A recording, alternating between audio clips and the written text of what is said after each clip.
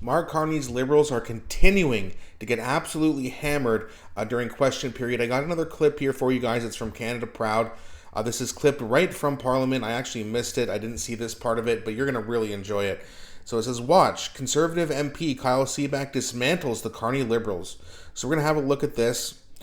And the Liberal, by the way, who's about to get dismantled is Gregor Robertson, the failed former mayor of Vancouver. So we're going to have a look at this. Now, before we do, please don't forget to like and subscribe, because it really helps grow the channel. And I appreciate you guys so much for doing that. So without further ado, let's see what this conservative has to say. $13 billion for 4,000 homes is $3.2 million per home. That's not affordable. It's all starting to make sense where this scheme was cooked up. You've got a housing minister who oversaw the doubling of rent and the doubling of housing prices when he was mayor of Vancouver. The head of this new agency came from the city of Toronto that increased the cost of building by 700%. It's almost like the interview process for these positions was, are you incompetent? Were you fired from your last job? Once again, for the sake of Canadians begging to buy a home, please tell me this isn't the plan. Thank you, Mr. And Gregor Robertson is going to respond here, but yes, by the way, just wanted Kyle to know, yes, that is the plan. If you want a good job, a good cabinet position in the Liberal government, you just have to suck. You just have to fail. You just have to not know what you're doing. You just have to be incompetent. Hey, what's your resume? Oh, you suck at everything you've done. You're hired. Welcome aboard. That's the criteria. Mr. Speaker, while I know it's difficult for the Conservatives to evolve and focus on supporting us to build affordable housing across Canada, that is what we are focused on doing at an $3.2 million per home. That's affordable, huh? unprecedented level. When I was mayor, I had no support from a Conservative government to build affordable housing in Vancouver. I know it was the same in Toronto. We are going to support our local governments. The same in Toronto? No, dummy. It's not the same. Toronto Conservatives are not your problem.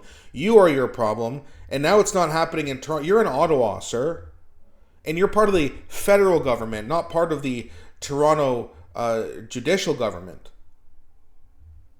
Just so you know, and again, failing upwards, not knowing what you're doing, not knowing what you're talking about, $250,000 a year for that.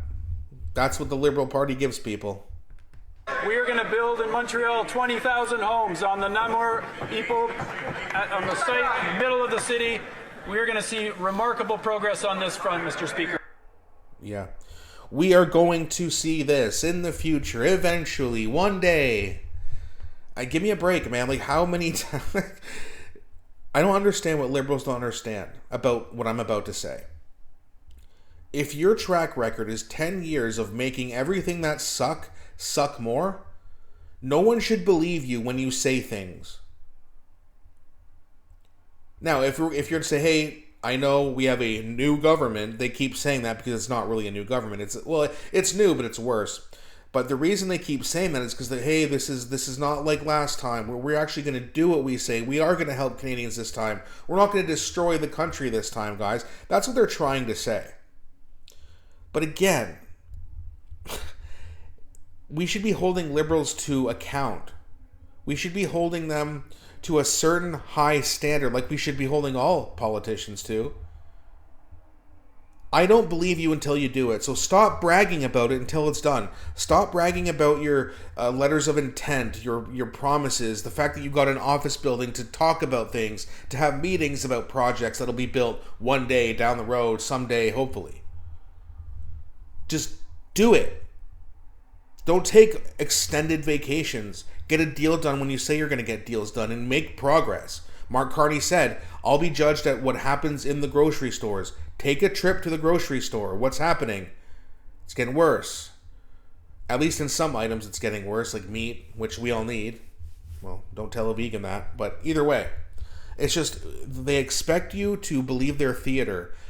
And to be fair to them, and it's hard to be fair to a Liberal, but you got to give credit where credit's due. If you are failing up and Canadians are still voting you in, then I guess keep failing because it's working to further your career. What's in it for them to do better? Nothing, because they're not held to account. That's the main difference. People always ask me, what's the difference between the conservatives and the liberals? Here's the main difference. Not in terms of ideology, but how Canadians approach politics. Whenever something goes bad, if the liberals just, I don't know, let's just say remove their leader and get in a new one, swing voters, a lot of them will forgive the liberals and go back. They don't hold the liberals accountable. They hold the conservatives accountable, though. Even though the conservatives they've only been in charge federally for 9 out of the last 32 years, they always are they're just scared to vote conservative. I don't know if that's because of their peers or they're afraid to be judged, whatever. Indoctrination, maybe, propaganda, state-funded propaganda. That all probably contributes.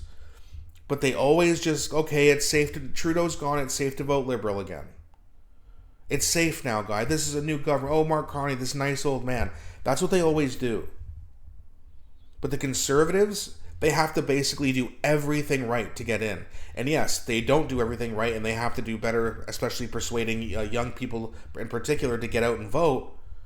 They don't do that great of a job. However, Pierre did get more of them to come out and vote. He also got 41% of the vote. He's doing something right, obviously, but it's not enough in this country unless everything goes well. And the Liberals had a Hail Mary option, if you will. They had 3 things that went very well for them.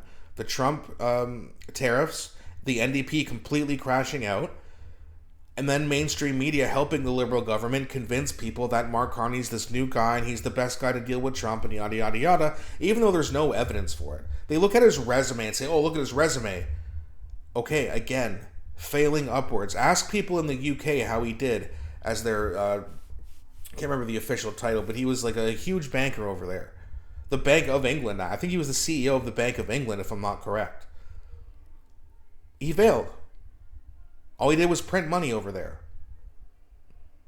That's not, like, the title on the resume looks good, but his track record doesn't. What's he good at? Making money for his firm, Brookfield. Okay, he's got a great track record there. But this guy's a banker. And if you want to know something about politics, yes, are a lot of politics scumbags? Yes, of course. But you know who's even worse? You know who's even worse than the average politician? The average banker. And that's why we need to keep exposing this government so more young people particularly wake up and say, look, I got to vote. It's important. There's a major difference between conservatives and liberals. A lot of people don't believe that. I used to be one of them. Look at the crime statistics from the last, say, 20 years and see who's done better and see who's done worse. And then tell me that conservatives and liberals are the same.